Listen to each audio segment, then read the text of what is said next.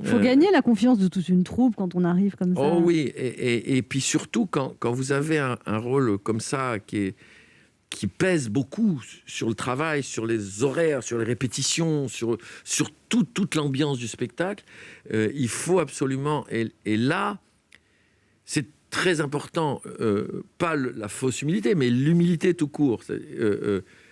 Une fois de plus, il faut se référer aux grands maîtres de ce métier, et Bouquet en fait partie.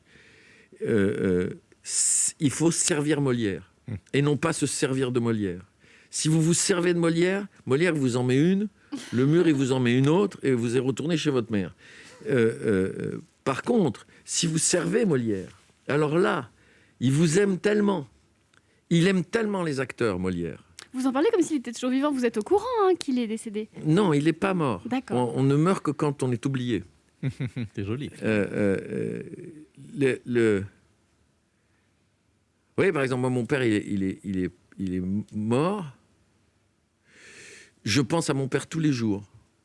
Je fais un geste en pensant à mon père tous les jours. Mon père, il était médecin et il allait chez les malades. Et souvent, il était payé à l'époque en liquide. Et il avait toujours des pièces de monnaie, mon père. Et quand il rentrait le soir, il mettait les pièces de monnaie dans un bol. Il y a beaucoup de gens qui font ça. Moi, tous les jours, je fais ça.